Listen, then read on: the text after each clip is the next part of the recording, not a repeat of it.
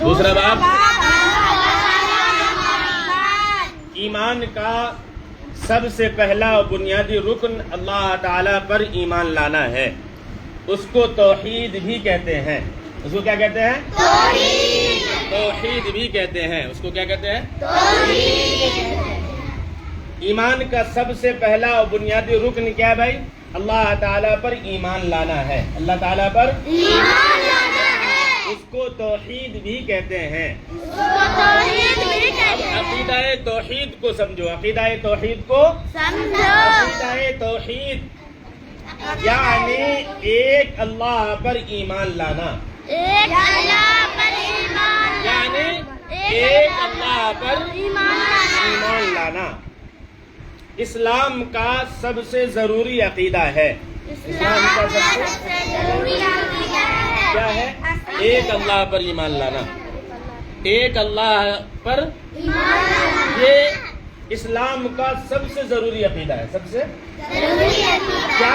ایک اللہ پر ایمان لانا. سمجھ رہا ہے ابو بکر؟ اسلام کا سب سے ضروری عقیدہ کیا ہے؟ تیز بولو. ٹھیک ہے. عقیدہ توحید کا مطلب کیا ہے؟ عقیدہ توحید کا مطلب یہ ہے کہ اس بات کا عقیدہ کہتے ہیں کسی بات کو دل میں جما لینے کو. کسی بات کو ہے نا. عقیدہ کس کو کہتے ہیں؟ کسی بات کو دل میں شروع میں ہی آیا تھا. عقیدہ کس کو کہتے ہیں؟ معنی اس کے یہ ہے کہ دل کی بات, اور اصطلاحی معنی یہ ہے کہ کسی بھی بات کو دل میں جما لینا کیا ہے؟ ضروری ہے. اس کو کیا کہتے ہیں؟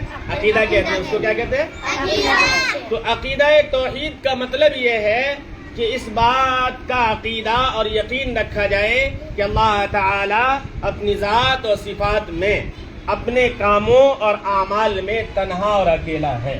اللہ تعالی اپنے کاموں اور اعمال میں تنہا اور اکیلا ہے.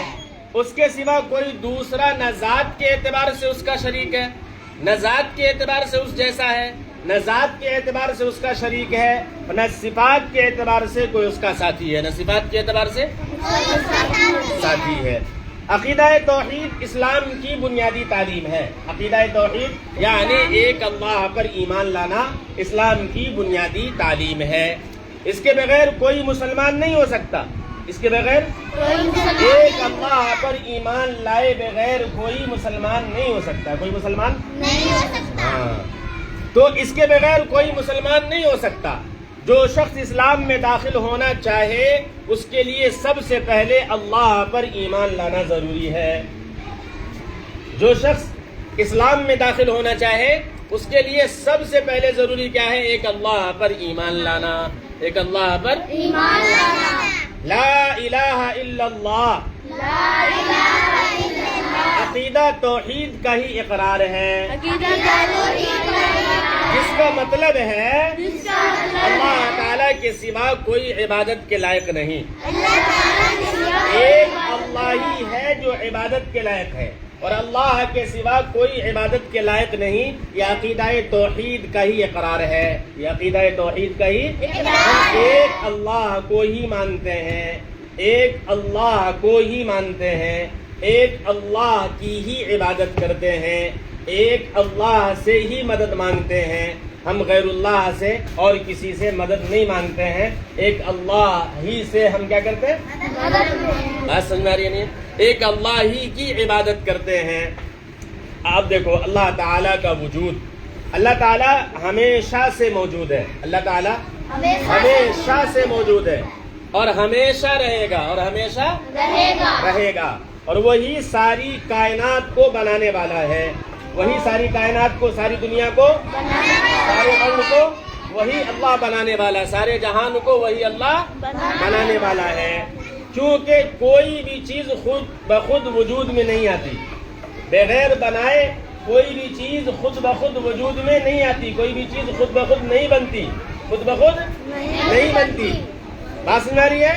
اس کا کوئی نہ کوئی بنانے والا ہوتا ہے. اس کا کوئی نہ کوئی اس کا کوئی نہ کوئی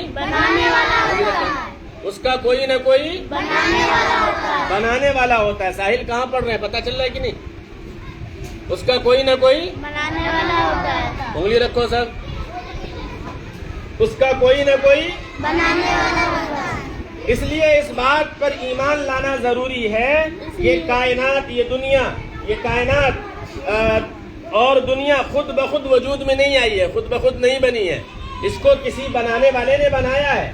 یہ خود بخود وجود میں نہیں آئی ہے، بلکہ اس کو بنانے والی ذات موجود ہے اور اللہ کی ذات ہے. دنیا کو کس نے بنایا؟ کائنات کو کس نے بنایا؟ اللہ کو. یہ خود بخود نہیں بنی ہے، بلکہ اس کے بنانے والی ذات موجود ہے، وہ اللہ تعالی ہے. کون ہے وہ؟ اللہ تعالیٰ کے بارے میں ضروری عقائد. اللہ تعالیٰ کے بارے میں ضروری عقائد. بات سمجھ میں آ رہی ہے؟ دیکھو، نمبر 1، اللہ تعالیٰ ایک ہے. یہ اللہ تعالیٰ کے بارے میں ضروری عقائد. دل کے اندر اس بات کو جما لو. کیا اللہ تعالیٰ ایک ہے؟ وہ پاک اور بے عیب ہے. وہ پاک اور وہی ہر قسم کی عبادت و پوجنے کے لائق ہے. پوجنے کے لائق، عبادت کے لائق ہے. اس میں تمام خوبیاں ہیں. اس رب میں، اس اللہ میں تمام اچھائیاں ہیں، تمام خوبیاں ہیں. نمبر 2، اس کا کوئی شریک اور ساتھی نہیں. اس کا کوئی شریک اور ساتھی نہیں، اور کوئی ساتھی نہیں. وہ کسی کا محتاج نہیں. کوئی اس کے برابر اور مقابل نہیں. کوئی اس کا مددگار نہیں. نہ اس کا باپ ہے، نہ بیٹا، نہ بیٹی ہے، نہ بیوی. وہ ان تمام رشتوں سے پاک ہے. اس کو کسی نے پیدا نہیں کیا. نہ وہ بھولتا ہے اور نہ غلطی کرتا ہے. نہ ظلم و زیادتی کرتا ہے اور نہ وعدہ خلافی کرتا ہے. نہ وعدہ بار بار کا انگلی رکھنے کے لیے نہیں سمجھ میں آ رہا ہے. اور نہ وعدہ خلافی کرتا ہے. اور نمبر 3، اللہ تعالیٰ ہمیشہ سے ہے اور ہمیشہ رہے گا. اللہ تعالیٰ ہمیشہ سے ہے. وہ ہر چیز کو جانتا ہے. ہر چیز اس کی قدرت میں ہے. ہر چیز. وہ سب کچھ دیکھتا ہے، سنتا ہے. وہ جو چاہے کرتا ہے. اور ہر چیز کو وہی پیدا کرنے والا ہے. ہر چیز کو کون پیدا کرنے والا ہے؟ نمبر 4، وہ اپنے بندوں پر بڑا مہربان ہے. بادشاہ ہے. عزت دینے والا ہے. بڑائی اور قوت والا ہے. ہدایت دینے والا ہے. انعام دینے والا، سزا دینے والا اور انصاف کرنے والا ہے. نمبر 5، اللہ تعالیٰ ہی گناہوں کو بخشنے والا ہے. توبہ قبول کرنے والا ہے. روزی پہنچانے والا، عزت و ذلت دینے والا ہے. دعا قبول کرنے والا، آفتوں سے بچانے والا، زندگی اور موت دینے والا ہے. نمبر 6، اللہ کو کبھی موت نہیں آئے گی. آسمان و زمین کوئی ذرہ اس کے علم سے چھپا ہوا نہیں ہے. آسمان و زمین میں کوئی بھی ذرہ، بس نہیں ہے، ہلکا سے بھی کوئی ذرہ تنکا، کوئی چیز رائی کے دانے کے برابر بھی ذرہ اللہ تعالیٰ سے چھپا ہوا نہیں ہے. کالی رات میں کالی رنگ کی چونٹی، کالی پہاڑ پر کالی مٹی، سخت اندھیرے میں وہ جو چونٹی چلتی ہے اور پیر کی رینگنے کا جو نشان آتا ہے، اللہ اس نشان کو بھی دیکھ رہا ہو، جانتا ہے. بات سمجھ آ رہی ہے؟